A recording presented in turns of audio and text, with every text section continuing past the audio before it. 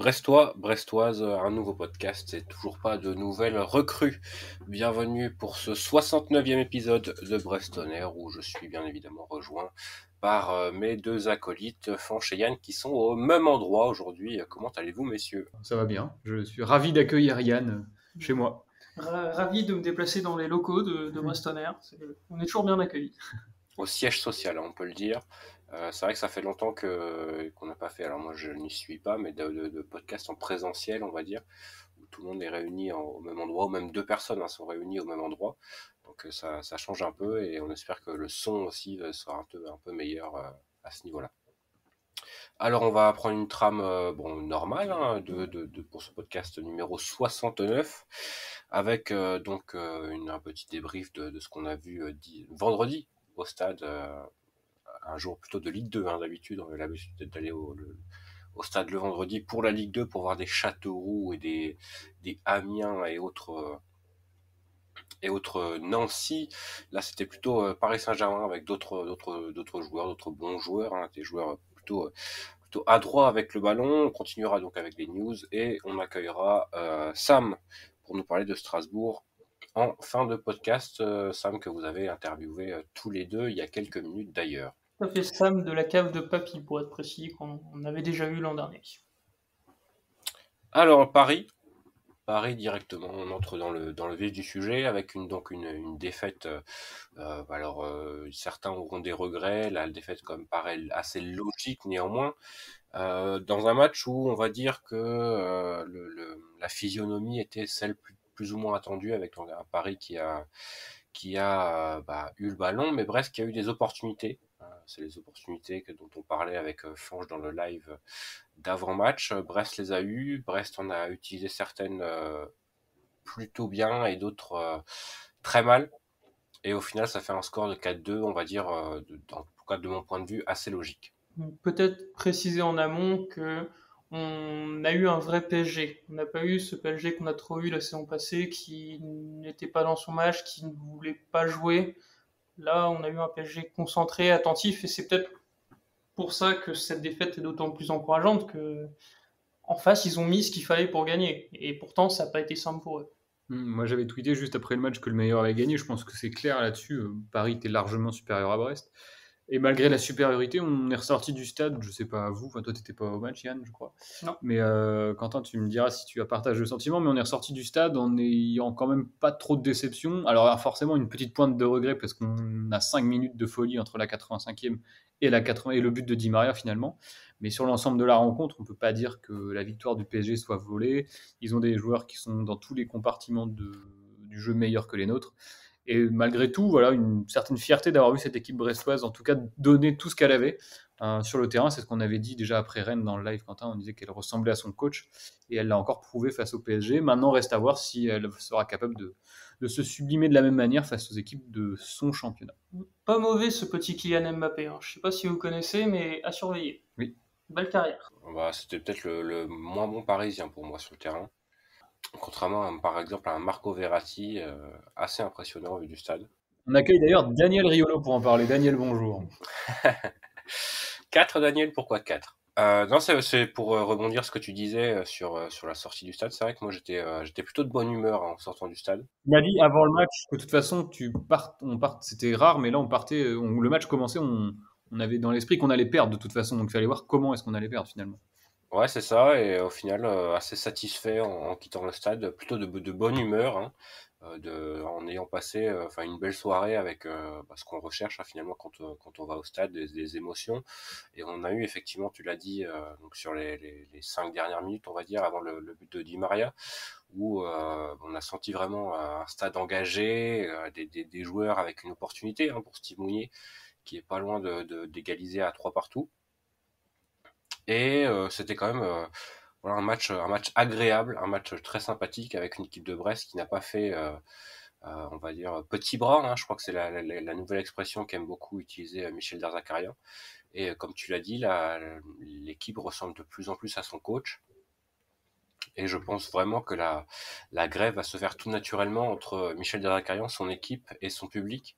Parce que j'ai l'impression que Michel Derzakarian a tout pour plaire que ce soit aux supporters, mais aussi à être un enfant, on va dire, de la ville de Brest, parce que il respire un peu tout ce qu'on aime ici, avec un peu de franc-parler, une attitude un peu différente, ouais, il est honnête, il est un peu froid, mais je pense que quand on le connaît un peu plus, je pense que c'est un type, bah, alors, je sais pas s'il est très sympathique, mais tout à fait accueillant et, euh, et agréable si on devait boire un coup avec lui, quoi. Donc, je pense que, ouais, je pense que Grégory Lorenzi a fait le bon choix avec Michel Derzakarian, et alors on n'en doutait pas, hein, parce que notamment au vu des autres noms qui étaient sortis dans la presse, Michel Derzakarian semblait quand même assez nettement le nom le plus intéressant. Et au final, malgré le fait que l'effectif manque cruellement en quantité et aussi un peu en qualité, même si les joueurs qui sont appelés à remplacer et à prendre la place de certaines potentielles recrues font le taf. Ouais, on va sûrement en parler un peu plus. Mais c'est vrai que sur la longueur, ça risque d'être juste, donc il est urgent de renforcer, même si, voilà, avec le peu que Michel Derzakarian a à sa disposition, il fait quand même un travail assez remarquable sur ses 3 premiers matchs. Ça me paraît quand même dangereux de, de se dire, voilà, on a fait une belle prestation à la fois contre Rennes et contre le PSG.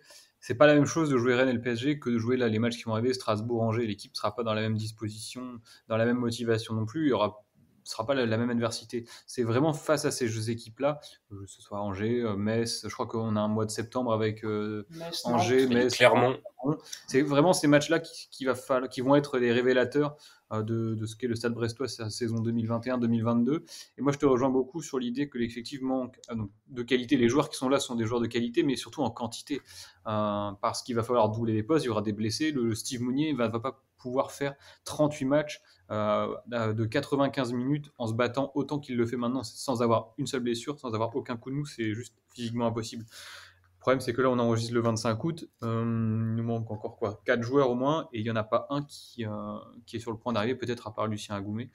Mais sinon, ça fait très peur, moi, je trouve, pour la suite. tout à fait, et enfin, au-delà même de Steve Mounier, hein, je pense que des Franck Honora, des Irvine Cardona, bah voilà, ils pourront pas aligner les allers-retours sur leur côté pendant 95 minutes, pendant 38 matchs sur une saison. Et le problème, c'est que bah, maintenant, actuellement, je pense on va en parler dans quelques minutes, mais sur les performances individuelles, on prend par exemple bah, Irvine Cardona qui a clairement été assez mauvais hein, contre Paris.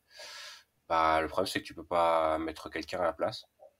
Sur le premier match, bah, tu te dis oui, il est pas bon, mais tu es obligé de le mettre sur le prochain match parce que tu vraiment personne comme alternative à son poste. Il a été moins, c'est vrai qu'il n'a pas été bon dans tout ce qui était le jeu offensif, parce qu'il fait énormément de ballons, de contrôle manqué, de passes ratées.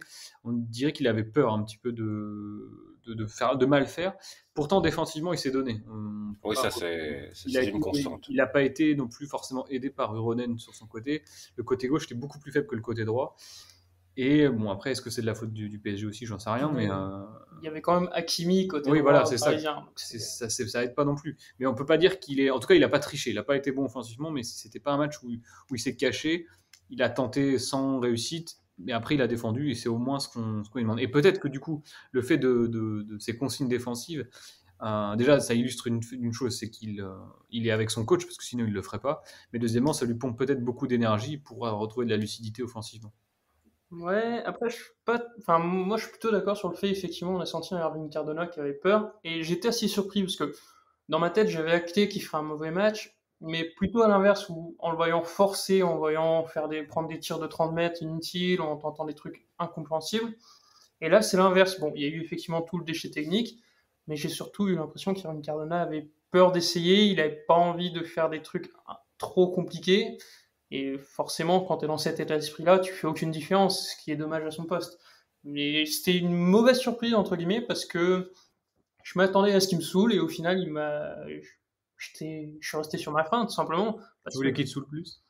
Bah, si on veut, mais qui tente, en fait. Là, j'ai eu l'impression qu'il n'a pas tant que ça tenté, justement.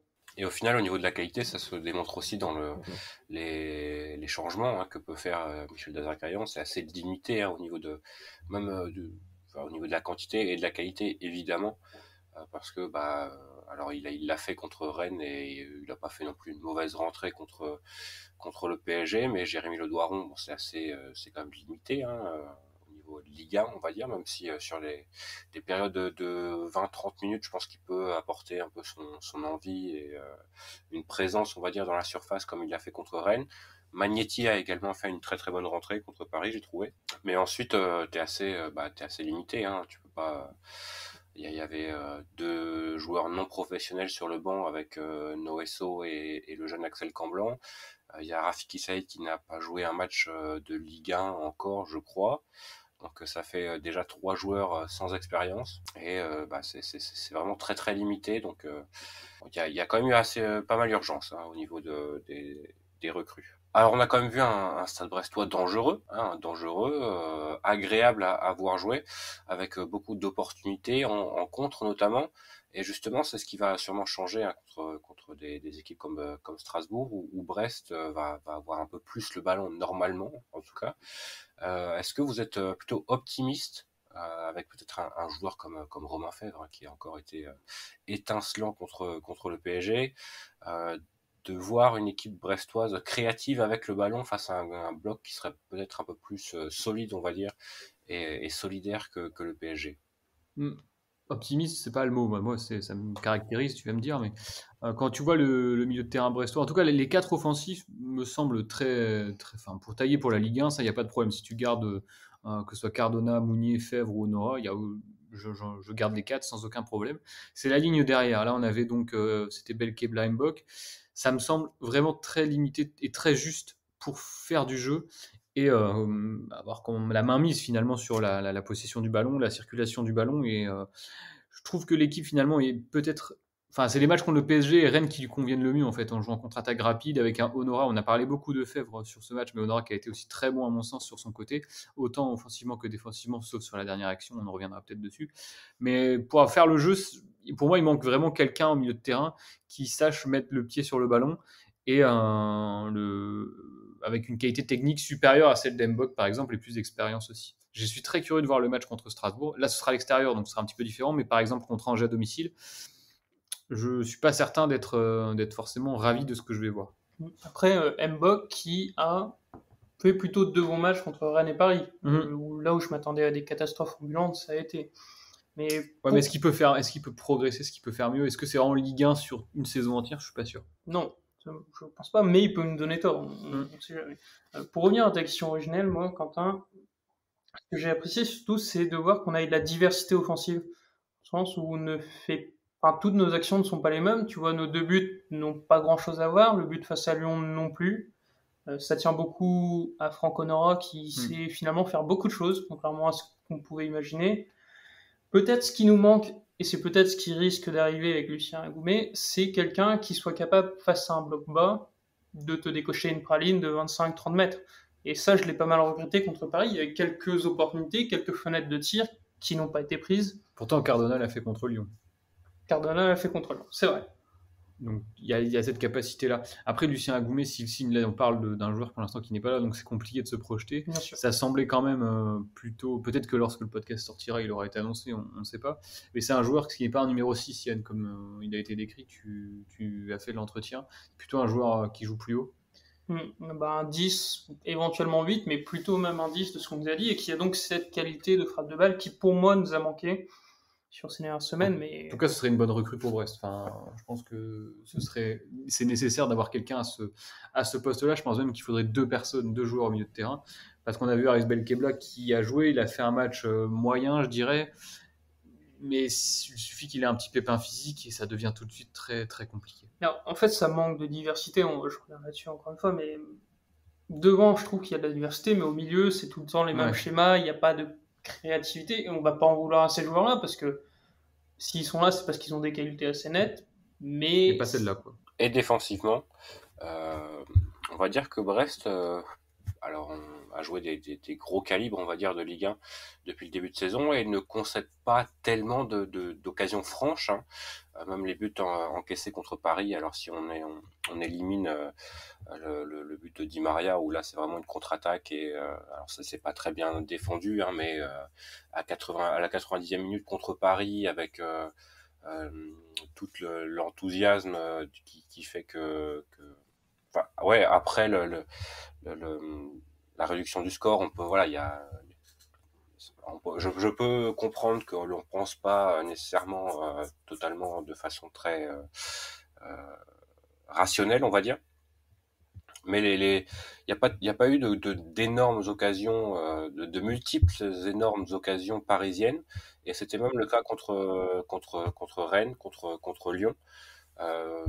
C'est plutôt solide. C'est quand même assez solide et on va dire on se fait moins perforer que la saison dernière et on est un peu plus serein que la saison dernière avec notamment peut-être un Lyon-Brassier qui a peut-être fait son meilleur match défensif en tout cas avec le Stade Brestois.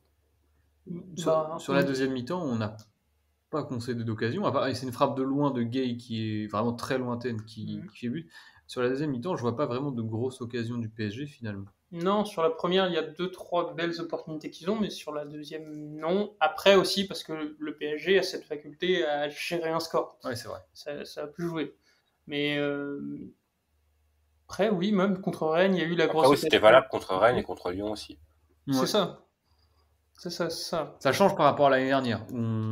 C'est ça, et l'année dernière, à chaque occasion, ça faisait but aussi, donc c'était un peu trompé, mais je trouve que c'est quand même positif d'un point de vue défensif, même si tu en prends 4, bon, t'aurais pas pu en prendre 8, quoi, je veux dire. Oui, c'est ça. Et donc, pour revenir à Lilian-Brassier dont tu parles, ce que je disais, en fait, c'est que Lilian-Brassier, à partir du moment où il n'a pas essayé de faire le jeu, il n'a pas essayé de faire des passes, en vrai, ça va. En fait, je sais que c'est toi qui adore cette formule, Quentin, mais si Lilian-Brassier savait ce qu'il sait faire, ça peut être un joueur de Ligue 1 tout à fait correct. Mais est-ce que le problème, c'est que c'est pas justement un peu un doublon avec Chardonnay, du coup? Parce que les deux, c'est la même chose que tu décris, en fait, ne pas trop faire le jeu avec le ballon. Chardonnay, on sait que c'est ça aussi, c'est plutôt un défenseur strict, j'ai envie de te dire, qui sait bien défendre. Sur la relance, c'est un peu compliqué.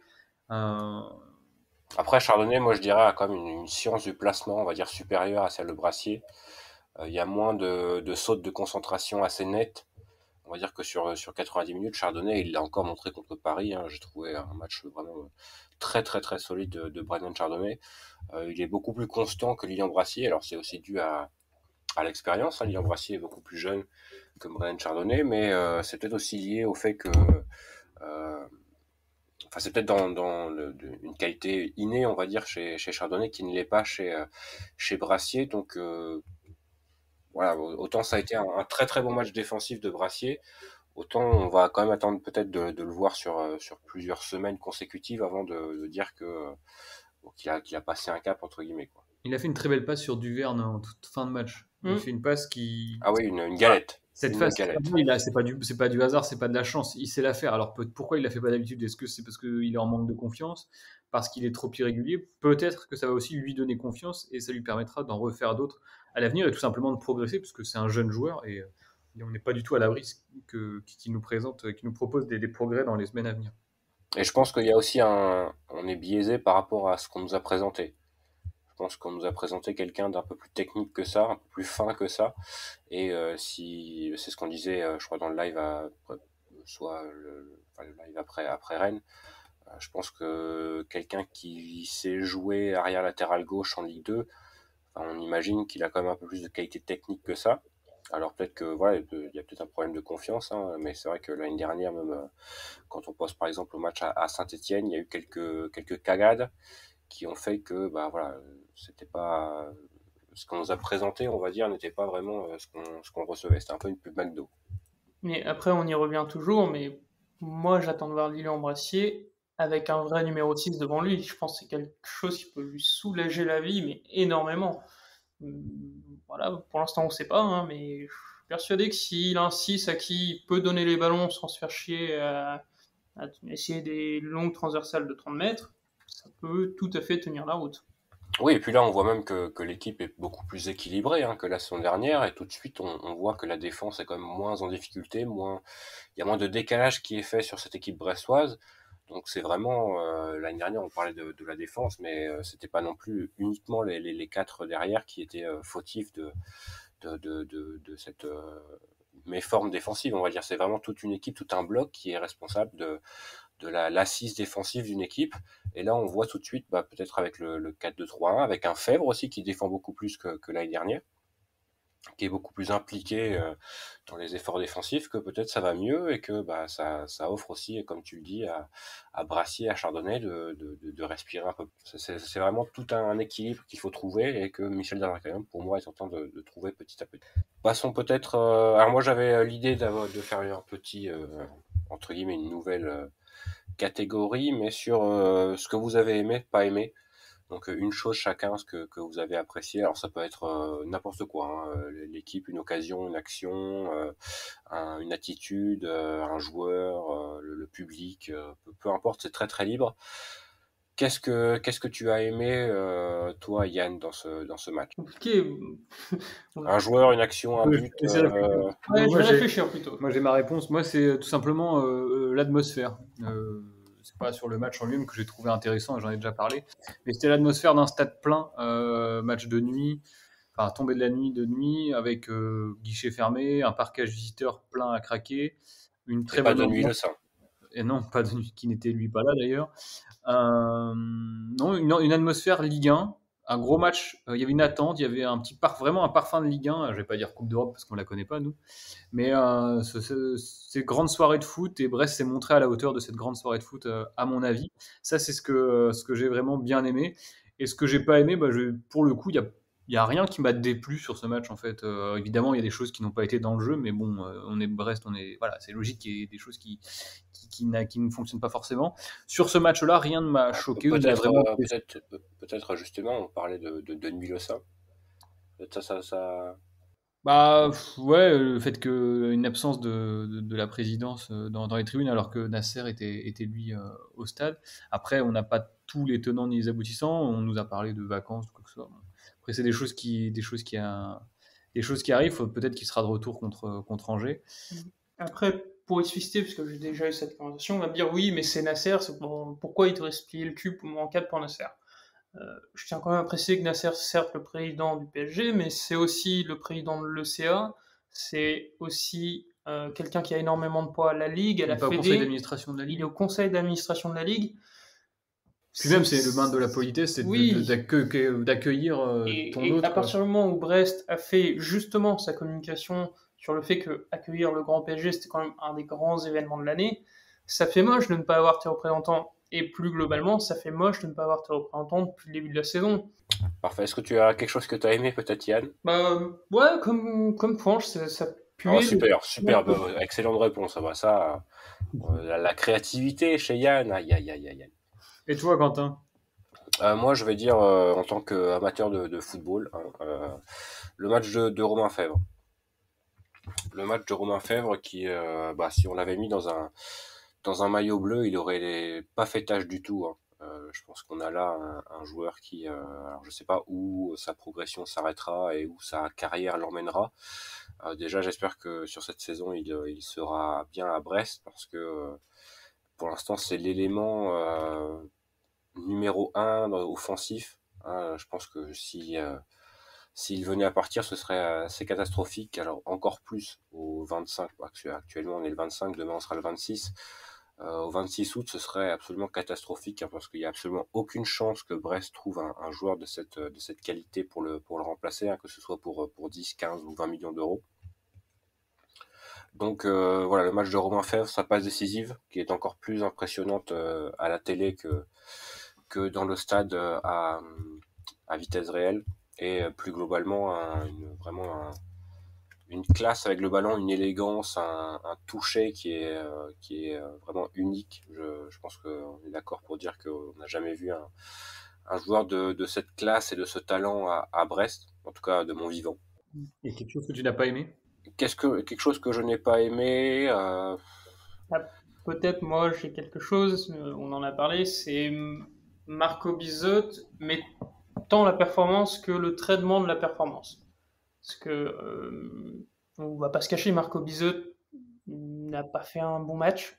Sur le 3e but, prendre un but comme ça, c'est très gênant parce que c'est pas une faute de main en fait, c'est vraiment une faute d'appréciation. Et si on a recruté un gardien comme ça qui a un tel bagage, qui a tant d'expérience, c'est pour qu'il ne fasse pas ce genre d'erreur justement. Et sur le coup, je suis relativement inquiet de voir ça, alors qu'une faute de main, comme sur le premier but, ça peut arriver à tous les gardiens, ça me choque pas. Mais ce qui m'a le plus énervé derrière, c'est qu'on a senti que certains supporters n'attendaient que ça, en fait. Et de toute façon, ça va être le cas toute la saison. Marco Bizot aura quoi qu'il fasse l'ombre de Gauthier Larsonneur derrière lui. C'est très dur de succéder à Gauthier Larsonneur et on sait que dès qu'il y aura une erreur de Marco Bizot, il y aura des gens pour dire voilà, il faut le remettre sur le banc, Marco Bizot c'est une pipe, etc. Bon, déjà je note quand même que ces personnes-là étaient restées assez silencieuses après le très bon match de Bizot face à Rennes et surtout, enfin, on supporte le Stade Brestois 29. Tant que Marco Bizot est le gardien titulaire, il faudra le défendre, il faudra l'encourager. C'est jamais facile d'arriver dans un nouveau club sans parler la langue.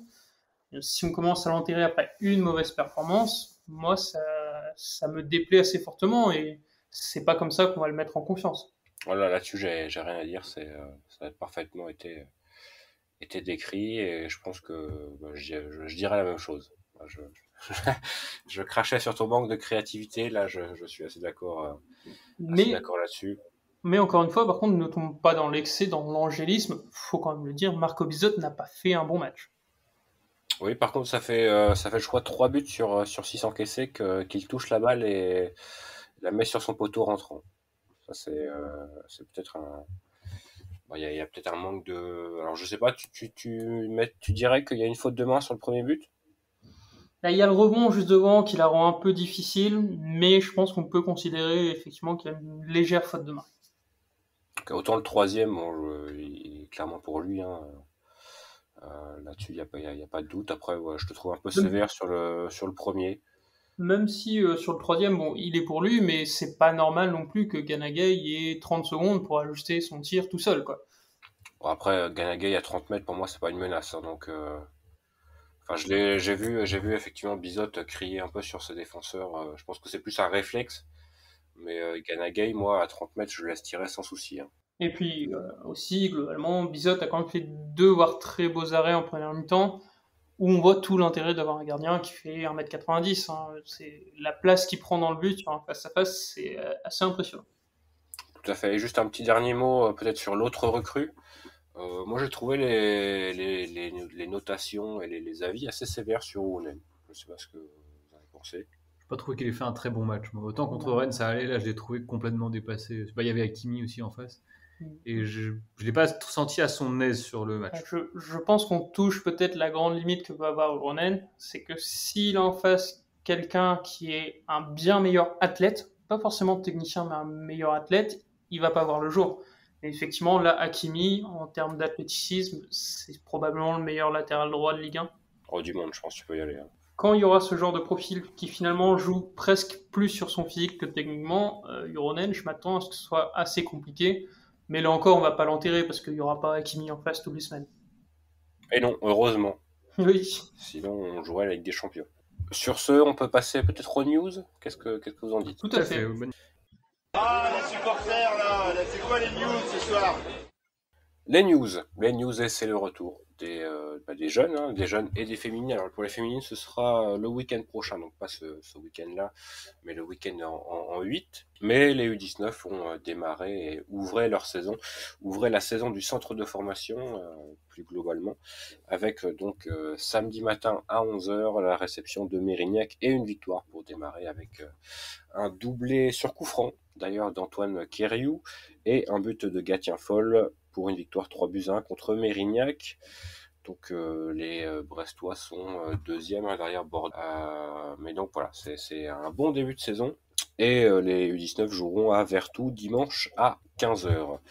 La N3 qui va démarrer donc son championnat. Et le premier match, et oui, c'est surtout ça l'événement, le premier match sur un banc de Bruno Grougy, le premier match compétitif en tout cas, ce sera à Saint-Brieuc contre la réserve du Stade Briochin. Samedi à 18h. Et enfin, les U19 ouvriront également leur championnat dimanche à 15h contre le FC Nantes. Donc ça peut être intéressant si vous avez 2 heures à tuer dans l'après-midi de dimanche. Ce sera à Penn-Hélène sur le synthétique. Alors je sais que sur les U19, il fallait le pass sanitaire pour aller voir la rencontre. Donc ce serait pas impossible qu'il y ait les mêmes règles pour les U17. Il y a des anciens Brestois, peut-être, qui se sont illustrés. Certains ont perdu contre Guingamp. Oui, c'est vrai, perdu 2-1 contre Guingamp. Bon, j'ai pas regardé le match, donc je saurais pas dire, mais je pensais plutôt que revenir sur des performances, plutôt que revenir sur le 4e but d'Alexandre Mendy en 5 matchs, faire peut-être un bilan des transferts des anciens Brestois. Il n'y en a pas eu beaucoup et globalement, il n'y a pas grand monde qui progresse dans sa carrière, hein, mais donc voilà, il y a quelques transferts à signaler. On commence avec quelqu'un qu'on oublie peut-être un peu vite, c'est Steven Joseph Monrose, qui a eu quelques belles années à Brest et qui quitte donc le Neftchi Bakou pour rejoindre Xanthi en D2 grec. Bon, après oui, c'est le grand favori à la montée en première ligue grecque, mais bon, voilà, c'est quelqu'un qui passe quand même d'une Coupe d'Europe, puisque Bakou était en Europa League l'an dernier, à la D2 grecque. Pas un franc progrès. Quelqu'un qui ne fait pas un franc progrès non plus, hein, c'est donc Nolan Roux, voilà, qui est parti rejoindre Ferry Saint-Goma du côté de Châteauroux. Et donc pour la nationale, on retrouve également Simon Pandémé qui a quitté Chambly pour Boulogne, donc en nationale toujours. Et après on quitte la France, on retrouve 3 autres joueurs. Donc celui qui était le plus récemment à Brest, c'est Idriss Sadio qui a signé en D2 portugaise à Villafranquense. Enfin, pas un grand club de D2 portugaise, mais bon, si ça peut lui permettre de jouer. On retrouve également Simon Fallette qui lui a quitté Hanovre, direction Hatayspor, donc un solide petit club de première division turque, pourquoi pas, hein. Et on retrouve aussi, toujours au poste de défenseur central, Florian Lejeune, qui n'a jamais brillé à Brest, mais qui retrouve donc Alaves, où il était finalement prêté par Newcastle la saison dernière. Et enfin, le dernier, celui-là, je suis sûr que vous l'avez oublié, c'est Zakaria Diallo, qui donc quitte Lens pour rejoindre les Émirats Arabes Unis, Al-Shaba précisément. Je ne suis pas encore expert dans ce championnat pour pouvoir vous en dire beaucoup plus. Alors, dernièrement, il y avait Charlison Benchop qui négociait avec un club de D1 iranienne, club de l'Esteghlal FC. Mais beaucoup d'anciens Brestois qui sont aujourd'hui sans contrat. On pense à Kevin Koumemba, à Kevin Mailly, à Charlison Eden Benbassat. À Eden Benbassat. Richard Souma. Oui. Des idées de recrutement pour Grégory Lorenzi. Justement, niveau mercato, hein, rien de neuf. Hein. De toute façon, on envoie ça sur les réseaux sociaux dès qu'on voit une petite rumeur. Là, on est vraiment à l'affût. Hein. C'est vraiment. Pour Agoumé, en fait, ce qui manque, c'est juste sa prolongation à l'Inter. Quand il aura prolongé, ce sera bon, mais ça n'est pas fait encore. Donc, prolonger, Lucien. Et ça bloque la prolongation avant le départ. Bloque. Donc voilà, normalement, ça devrait se faire. Mais après, bon, il manque d'autres. Enfin, il n'y a pas qu'Agoumé, quoi. Je veux dire, là, il faut du personnel et vite. Tout à fait. Et voilà, donc on est vraiment à l'affût. Là, on cherche. On dirait qu'on est la Groupama FDJ à la 21e étape du Tour de France. Il n'y a plus personne. Allez, Gaudu. Peut-être une vraie fausse recrue, Christophe Herrel. On a enfin des nouvelles de Christophe Herrel avec donc un article du Télégramme. Oui. Qui explique qu'il a beaucoup de complications au niveau du genou, mais moi, il y a une phrase que je retiens dans cet article, c'est que Michel Cargastel qui s'exprime et qui dit qu'on ne sait jamais trop pourquoi ça craque. Généralement, c'est rarement bon signe, soit vraiment son genou est en très très mauvais état, soit il y a un blocage mental. Donc, je ne sais pas quand on le reverra, j'espère que ce sera rapidement, mais... Parce que quand il reviendra, Herrel reviendra et Paul Lannes reviendra, alors ce ne sera pas pour tout de suite et le temps qu'ils retrouvent leur niveau. Okay. Paul Lannes qui n'a pas prolongé. Hein. C'est des joueurs quand même qui ont une expérience Ligue 1 et qui, dans un effectif comme le nôtre, ne feront pas tâche lorsqu'ils seront disponibles. Non, c'est ça. Bah, s'ils prolongent. Parce qu'Herrel, je veux dire, c'est pas pour le Stade Brestois, c'est pas un mauvais joueur, normalement. Larouste, un peu de Larouste. Hein. Comment vas-tu, Yann ? On t'avait quitté à la 2e place du classement. Bah, très bien, j'ai fait l'excellent score de 0 points ce week-end. Ah, j'en ai fait 440. Donc, Ah non, je dis n'importe quoi. Eh oui, tu perds donc 33 places, mon cher Yann. Eh oui, mais bon, je remonterai, je serai de retour. Et c'est donc Flynn29 qui récupère la première place avec, il gagne 15 places, hein, une très belle progression pour notre ami Flynn29 avec 929 points. Même si, attention, parce que le score de Nice-Marseille est pour l'instant validé avec la victoire niçoise, mais ça pourrait changer. D'accord, très bien. Ah putain, le Flynn29 qui a quasiment eu tout bon cette semaine, incroyable. Sur ce, passons peut-être à Strasbourg, messieurs. Notez notre rendez-vous, les amis. Toute l'équipe est à Strasbourg, dans cette magnifique ville, dans ce département du Bas-Rhin. Strasbourg, justement avec Sam que vous avez eu en interview juste avant d'enregistrer ce podcast. Tout à fait, Sam de la cave de papy, donc on l'écoute tout de suite. Alors, vous vous en souvenez peut-être, le dernier match entre Brest et Strasbourg s'était soldé par un 2-2 de légende à la Méno. On avait eu aussi déjà un live qui était déjà assez légendaire, et dans ce même live, on avait eu donc Sam qui était venu nous parler justement du Racing Club de Strasbourg, et Sam qui nous fait une nouvelle fois le plaisir de venir aujourd'hui dans Brest On Air. Eh ben, plaisir partagé, merci beaucoup pour l'invitation. Alors Sam, on va partir d'une manière très simple. Donc ça fait 4 mois que Brest a joué Strasbourg. En 4 mois, qu'est-ce qui a changé à Strasbourg ? Disons qu'on a changé beaucoup de choses et paradoxalement on a les mêmes problèmes. C'est-à-dire que on a changé de coach, ce qui représente quand même une grande évolution par rapport à la physionomie de jeu. On est passé de Thierry Lauré à Julien Stéphan. Pour l'instant, on ne voit pas encore énormément de changements. Après, on sent qu'il y a une vraie idée de jeu derrière tout ça. Le souci, c'est que à côté de ça, on a perdu beaucoup de joueurs en fin de contrat. On les a pas remplacés et on a toujours un petit peu les mêmes carences. Donc au final, on se retrouve. Je ne saurais même pas dire si l'équipe est plus forte ou moins forte qu'il y a quelques mois. C'est assez compliqué de juger actuellement l'équipe du Racing parce qu'on sait qu'elle n'est pas complète. Mais avec l'échéance du mercato qui se rapproche, au final, on commence un petit peu à être obligé de regarder l'effectif tel qu'il est. Et objectivement, rien n'a trop changé. Disons qu'on a moins de joueurs que l'an dernier, mais plus d'idées. Et du coup, si on reste objectif sur l'effectif actuel, c'est un effectif qui va jouer le maintien de nouveau cette saison ou qui devrait pouvoir jouer un peu plus ? À l'heure où on se parle, oui, clairement, c'est le maintien, rien de plus. Disons que actuellement, depuis le début de saison, on est obligé de faire jouer des joueurs qui sont pas à leur poste. En défense centrale, on a dû faire jouer Ibrahima Sissoko, vous connaissez bien.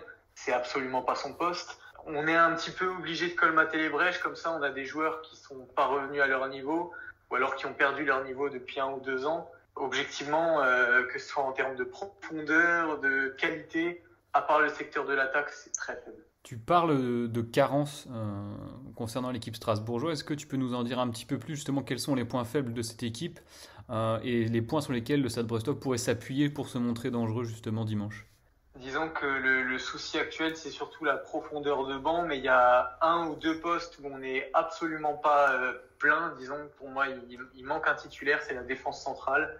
On a perdu Stéphane Mitrovic qui était capitaine, on a perdu Lamine Koné, on a perdu Mohamed Simakan, qui, même s'il était blessé, a eu un impact énorme l'an dernier, qu'on a juste remplacé par Lucas Perrin pour l'instant. C'est quand même pas assez. Ça a des bonnes perspectives, mais c'est pas assez. D'autant plus que pour l'instant, il n'a pas vraiment joué à son poste, ou alors dans une défense à 3.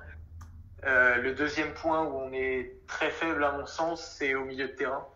Parce qu'on s'appuie sur un Liénard qui pour moi est cramé depuis plus d'1 an. Et puis, à part Bellegarde, qui pour le coup s'améliore de match en match, ça reste quand même assez faible. Après, tout dépend du système de jeu. Si on se retrouve à jouer avec des ailiers, je vous dirais les ailiers, parce que les seuls ailiers qu'on a, c'est Thomasson qui est un fantôme depuis 1 an et demi. C'est pas pour rien qu'on l'a renommé Fantomasson dans la cave de papy. Et puis au final, l'autre ailier, c'est Waris. Et Waris, c'est pas son poste non plus. Et quand bien même, c'est un Waris extrêmement faible. Par contre, côté offensif, avec le recrutement de Gamero, Ajor qui reste un très bon joueur, Habib Diallo également, vous êtes plutôt bien garni. Ça marche comment ce début de saison? Parce que j'avais regardé le match contre le PSG. Vous revenez, comme nous d'ailleurs, à 3-2. Contre 3, vous avez un petit peu de mal aussi, mais bon, vous poussez, l'égalisation me paraît quand même assez méritée. Offensivement, ça a l'air plutôt bien rodé déjà. Offensivement, on est encore loin de ce que l'attaque peut donner dans son plein potentiel, à mon sens, mais c'est prometteur en tout cas. Ce qu'on n'avait pas l'an dernier, alors que déjà l'an dernier on avait une bonne attaque, c'est des profils complémentaires. Là maintenant, on sait que Gamero, quand tu le fais jouer avec Ajorc, c'est pas pareil que quand tu fais jouer Diallo et Ajorc ensemble, tu vois. Pareil pour Gamero et Diallo, c'est vraiment une complémentarité qu'on n'avait pas l'an dernier. Alors elle va mettre un peu de temps à se mettre en place, hein, ça, bien évidemment. Gamero, il faudra le temps qu'il s'intègre totalement, hein, parce que il a donné des bonnes perspectives. Après, bon, on reste sur un dernier match contre 3 où à lui tout seul, il avait 1,15 ou 1,25 d'expected goal à lui tout seul. Il n'a pas marqué. il lui faudra aussi 1 ou 2 buts pour se remettre dedans. Il a déjà marqué, hein. Mais ça a des très belles perspectives. Et à mon sens, c'est clairement le secteur de jeu qui est le plus intéressant chez nous. Et on a tendance à dire aussi que les deux postes les plus importants dans une équipe de foot, c'est l'attaquant et le gardien de but. Il était là. Quelle est la situation du gardien de but à Strasbourg, du coup? Alors disons que c'est assez rassurant ce qu'on a vu sur le dernier match, parce que c'est vrai que Sels, il est revenu d'une grosse blessure l'an dernier. Alors il a fait quelques matchs à la fin, mais on sentait que, à part un match contre Marseille, c'était un petit peu plus faible. Il n'avait pas retrouvé son vrai niveau.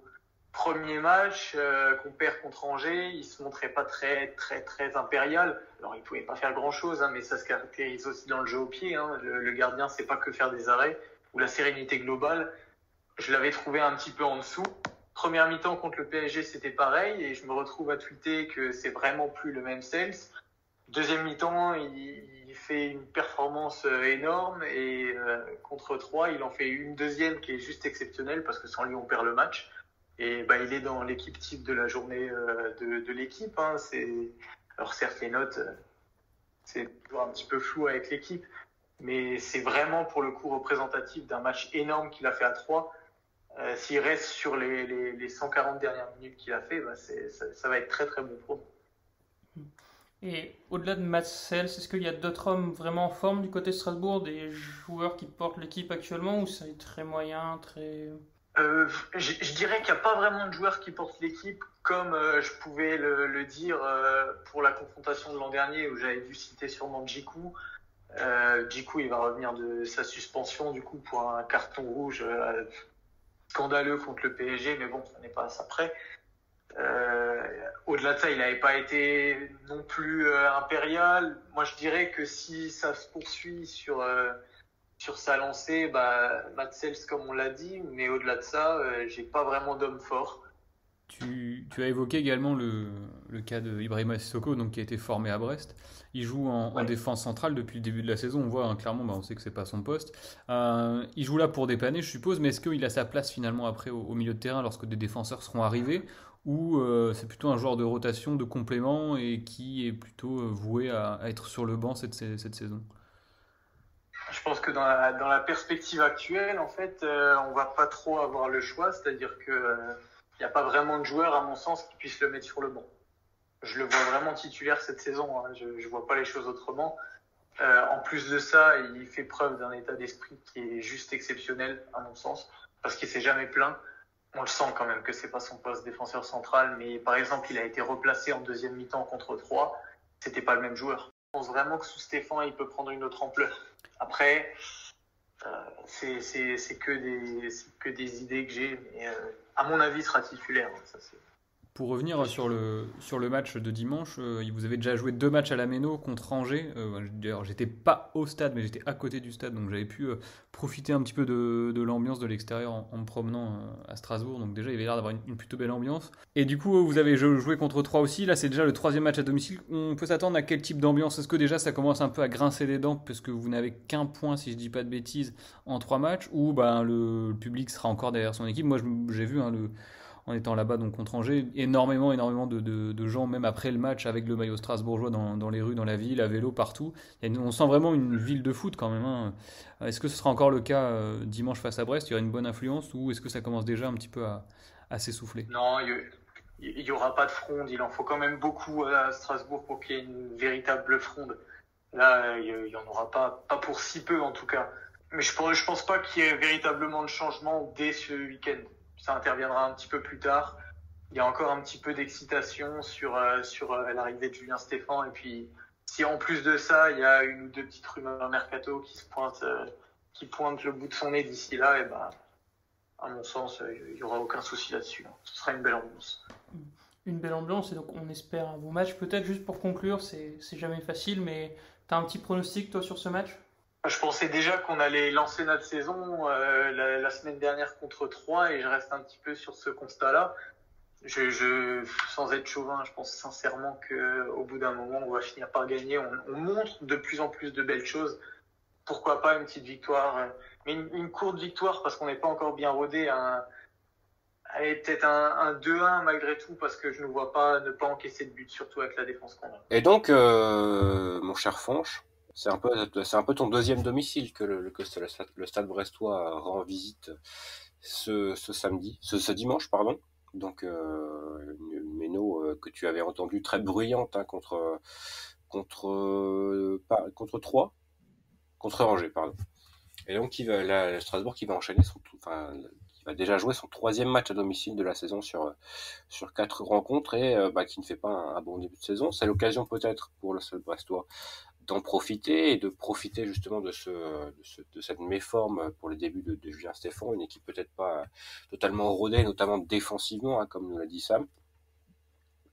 Et donc on y va avec l'idée de peut-être lancer cette saison cette fois. Ouais, et on y va peut-être avec l'idée de remporter la première victoire. On sait que c'est jamais facile, en tout cas pour Brest à la Méno. Une équipe de Strasbourg qui se cherche, et je pense que vu ce que nous a dit Sam et vu ce que j'en ai vu des premiers matchs de Strasbourg, alors je ne sais pas comment offensivement ils vont se comporter face à nous, mais en tout cas défensivement il y a des choses à faire. Je pense que avec des joueurs comme Honora et Cardona sur les côtés, ça peut être très intéressant. Alors, Djikou revient, ça c'est peut-être un problème. Mais sur les ailes, on aura des opportunités. Et je vois en tout cas le Stade Brestois marquer si ce n'est plusieurs buts contre le Racing, qui a fait un match contre 3 somme toute moyen. Et contre Angers, c'était vraiment pas terrible non plus. Même si à chaque fois, ils ont des buts refusés par la VAR hein, pour vraiment ces limites. Il leur manque pas non plus grand-chose à eux pour gagner leur premier match. Là, on entre vraiment, et je pense que vous serez d'accord avec moi, dans ce qu'on pourrait appeler notre championnat sur les 5-6 matchs qui viennent. Je ne sais pas si tu as le calendrier du Stade Brestois, Yann, à proximité. De mémoire, on joue Strasbourg, puis Angers, ensuite Clermont et Nantes, 2 fois devant l'extérieur, et puis Metz après. Ouais, c'est ça. Donc là, on va vraiment jouer avec 5 équipes qui sont des concurrents directs pour le maintien. En tout cas, des équipes contre lesquelles on peut espérer à chaque fois l'emporter. On va pas en faire un pronostic pour les 5 matchs, mais en tout cas, essayer de revenir de Strasbourg avec quelque chose, au moins un match nul. Parce qu'après il y a la trêve et ce serait quand même bien de remporter un match au mois d'août. Je pense que c'est possible. C'est pas Strasbourg d'il y a quelques années à domicile non plus. Et comme tu l'as dit, mon cher Fonche, on commence là peut-être la première série de matchs importantes, on va dire, du Stade Brestois cette saison. On va dire qu'on est peut-être un point devant nos évaluations avant le début de la saison, avec peut-être ce point à Lyon qui était inattendu. Alors, je pense qu'on aurait pu peut-être prendre plus de ces 3 matchs finalement, quand on voit les divers contenus. Mais 2 points après Lyon, Rennes et Paris, bon, il n'y a rien de scandaleux et d'autant plus quand on voit justement le contenu qu'a offert le Stade Brestois, on est plutôt optimiste quant à ce futur mois de septembre. Finalement, les regrets, si on devait en avoir sur les 3 premiers matchs, moi je trouve que c'est plus à Lyon qu'on pourrait en avoir. Contre Rennes un peu aussi. Contre Rennes aussi. Donc, mais à Lyon, on a 2 occasions de mettre un 0-2 contre Rennes. Bon, le match nul me semble pas. Tu vois, à Lyon, bon, je suis sorti frustré du match contre Rennes. Je me suis dit, bon, c'est un bon point. Est-ce que c'est également les prestations lyonnaises depuis te font un peu aussi peut-être regretter aussi le fait qu'ils en prennent 3 saisi l'opportunité, quoi. Ouais, clairement. Clairement. Au niveau du personnel, donc je crois que tout le monde va bien, à part donc Christophe Herel notamment. Moi j'avais une question, un point d'interrogation. Alors sur un poste voilà, on va dire clé, mais on va dire qui est très homogène. Alors c'est pas dans la médiocrité, loin de là, hein, mais dans des joueurs qui sont presque du même niveau, c'est au milieu de terrain. Et est-ce que Magnetti ou plutôt Belkebla? Parce que moi je suis plutôt satisfait de Magnetti quand il rentre. Je l'ai vu très très bon à Paris. Et Belkebla peut-être un peu moins en jambes, moins présent, on va dire, et moins constant sur 90 minutes qu'il a pu être il y a quelques mois, quelques années au Stade Brestois. Donc moi, je suis plutôt partisan de Ugo Magnetti. Après, c'est pas l'écart de niveau n'est pas non plus considérable d'un côté comme de l'autre, mais je suis plutôt emballé par Ugo Magnetti plus que par Aris Belkebla depuis le début de saison. Je comprends la logique, mais force est de constater quand même que Ugo Magnetti fait souvent des excellentes rentrées. Là où quand il est titulaire, il y a des bons matchs, mais il y a aussi des mauvais matchs. Alors que j'ai pas souvenir d'une mauvaise rentrée de Magnetti. Et par exemple, contre Paris, son apport a été vraiment utile. Je suis pas persuadé qu'en le faisant démarrer puis rentrer Belkebla, on aurait eu le même impact. Donc, moi, je serais effectivement Il y a aussi la question de l'expérience de Belkebla. Il joue international algérien, beaucoup de matchs. Je pense que dans cette équipe qui manque de certitude, même et encore plus dans le cœur du jeu, avoir un Belkebla qui a été capitaine la saison dernière, rappelons-le, peut-être donne plus d'assurance, même à Der Zakarian comme relais. Même si Magnetti fait preuve de beaucoup de caractère, tout ça. Même à Nbok. Oui, même Nbok, oui, c'est vrai. Et de toute façon, l'avantage qu'on a, c'est que c'était in fine dans ce que je disais, c'est qu'on peut remplacer l'un par l'autre en cours de match si ça marche pas.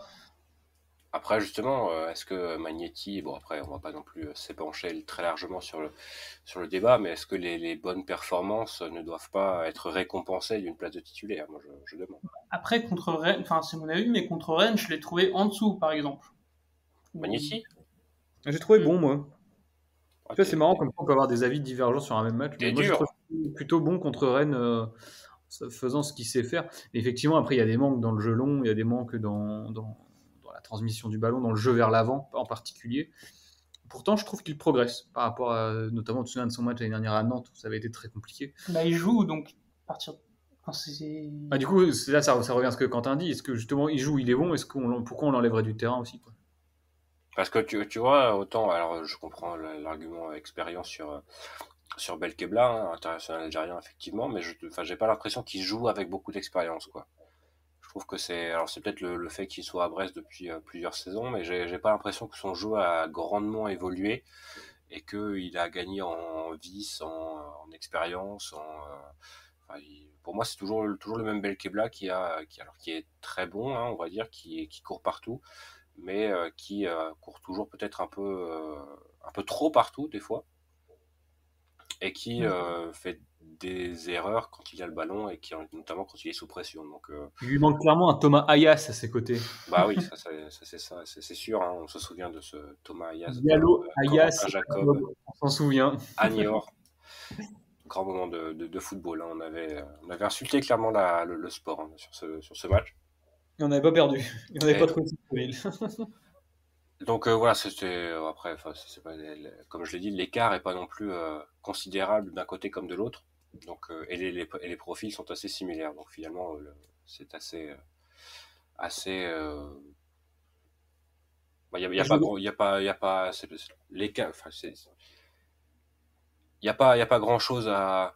Il n'y a pas beaucoup d'écart entre les deux. C'est ça. Et mais j'ai l'impression que, tu vois, je pourrais dire que Magnetti pourrait devenir l'un des hommes de Der Zakarian, tu vois, parce que je trouve que le caractère de l'un se retrouve dans le jeu de l'autre. Son Jordan Ferry un peu, quoi. Ouais. Avec peut-être quoique Magnetti met les brins, donc est-ce que je peux poser une question provocatrice en sachant qu'elle l'est provocatrice? Ça veut dire qu'il ne cherche que le buzz. Non, pas du tout. Je pose la question à vous. Il n'y a pas pour voir justement ce que vous en pensez. Je connais déjà la réponse de Yann et Quentin, je pense, connaît la tienne aussi. Vous mettez qui dans les buts du coup? Bizotte. Ouais, on est d'accord. Si pas de buzz pour Wassenaar, désolé. Non, mais il n'y avait pas de recherche de buzz, mais du coup, c'est cohérent par rapport à ce que vous disiez tout à l'heure. Il faut lui maintenir sa confiance vu que c'est parti comme ça, quoi. Si tu dois changer Bizotte, c'est pas avant la 10e journée. Il faudrait vraiment une série de mauvaises performances, quoi, parce que on rappellera quand même que Gauthier Arsenault a quand même eu un beau crédit avant. Si Gauthier Arsenault est toujours là d'ailleurs dans les jours qui viennent. C'est vrai, parce que le tour d'honneur en fin de match contre Paris ressemblait assez crûment à un au revoir. Bon, on mettra Couder. Alors, comment il va, M. Couder? Et la santé, ça se maintient? Mais c'est vrai que, au niveau des débats, au niveau des postes, c'est vrai qu'on est assez limité, hein, comme Michel Der Zakarian, parce qu'au niveau de la quantité de joueurs et d'employés disponibles, on est assez limité. Vous touchez pas à Pierre Gabriel, que je tiens à signaler. Hein. Moi, j'ai trouvé très très bon contre Paris. Très très bon contre Paris et bonne entrée de Duverne aussi d'ailleurs. Et se pose des questions, j'ai lu ça sur je ne sais où, des gens qui disaient ouais, mais par exemple Fèvre il a fait un super match contre le PSG, maintenant il va s'endormir pendant 10 matchs. Est-ce qu'il n'y a pas non plus, il faut être prudent quand on juge les prestations des Brestois, contre ces grosses équipes, parce qu'on sait qu'ils vont en faire plus parce que ils sont forcément très exposés. Moi, c'est vraiment contre Strasbourg, contre Angers que je les attends au tournant, ces joueurs-là. Mais ils ont montré qu'ils étaient capables de le faire, donc il n'y a pas de raison qu'ils ne puissent pas le refaire contre des adversaires moins forts. Et je pense que la réflexion se pose d'autant plus pour Ronald Pierre-Gabriel, parce que quand on regarde ses meilleurs matchs à Brest, c'est contre Lille qui était alors l'équipe en forme, c'est contre Paris l'an dernier cette année, c'est contre Saint-Etienne, son ancien club. Là, pour lui, la question va vraiment se poser. Et puis là, j'ai les chiffres sous les yeux. Ronald Pierre-Gabriel n'a pas fini un match cette saison pour l'instant. C'est étonnant pour un défenseur latéral. C'est étonnant, parce que c'est pas eux qui sortent en général, plutôt les offensifs. Ouais, mais est-ce que là, il fait pas des changements pour faire des changements parce qu'il a pas autre chose à faire, quoi. En tout cas, Duverne sur le côté droit, c'est ce que je te disais dans le live, Quentin, l'autre jour, et ça s'est vu contre le PSG. Il va donner raison à Yann tout à l'heure. Ça va devenir plutôt son poste. Oui, Yann qui va devenir un génie du football. Si effectivement tu arrives à annoncer que Jean-Kévin Duverne finira titulaire sur le côté droit de la défense, alors là, moi, on paye un micro, là, on fait quelque chose, là, on se cotise. Et d'ailleurs, je sais pas si tu avais réécouté le live, mais on avait dit, comme tu défends énormément Brassier, qu'on n'avait jamais vu Lilian Brassier et Yann Fondaven dans la même pièce. Donc peut-être que vous étiez. C'est vrai. Peut-être que vous étiez la même personne. C'est vrai, c'est possible. Hein. On a le même âge. Oui. Vous ressemblez un peu. Et donc, c'est effectivement un bon point à soulever. Est-ce que les joueurs qui ont réalisé des performances contre dans des matchs de gala, on va dire, arriveront à le faire sur un après-midi pluvieux à Strasbourg? C'est un peu la même histoire que dans un mardi soir à Stoke, hein, c'est ça? Oui, mais après, honnêtement, quand on regarde l'effectif, la question pour moi se pose peut-être que pour deux joueurs, c'est-à-dire Pierre-Gabriel et Fèvre. Et honnêtement, Fèvre, je reste persuadé que c'est quelqu'un qui aime le foot avant tout. Moi, tu vois, j'ajouterais Franck Honora dans le lot. Alors Steve Mounier, non, mais j'ajouterais Irving Cardona aussi. Moi, j'aurais mis plus Cardona qu'Honora, parce qu'Honora, j'ai vraiment l'impression que c'est devenu un des tauliers de l'équipe. Là. Oui, et j'ai cette impression que Honora, c'est un peu contradictoire, mais à chaque match, il fait la même chose. C'est-à-dire, il fait plusieurs choses différentes, mais c'est toujours... Enfin, tu regardes son match face à Rennes, face à Lyon et face à Paris, il fait exactement la même chose. Il se sent pas pousser des ailes, c'est pas des trucs très compliqués. Mais c'est plutôt bien. Oui, mais sur les matchs de gala, tu te dis, je suis obligé de revenir parce que sinon on prend un but. Parce que mon adversaire direct est beaucoup plus dangereux que ce qui peut être un Carole Fila contre Strasbourg, quoi. Do you know Kevin Gamero? Ouais, mais après, il le faisait l'an dernier, je trouve, Franck Honora là-dessus. Oui, majoritairement. Après, il l'a fait dans des matchs clairement de gala et un peu moins.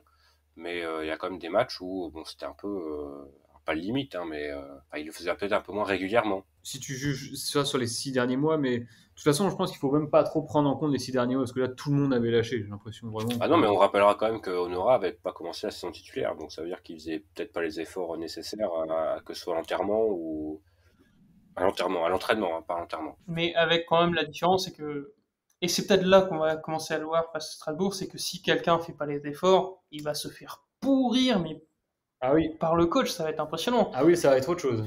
J'ai presque envie de voir enfin un match où quelqu'un va passer à travers pour voir à quel point il va pourrir la personne. Déjà, tu voyais sur Mbok à Lyon, quand il devait suivre à, je sais plus qui, c'était Aouar ou je sais plus quel joueur.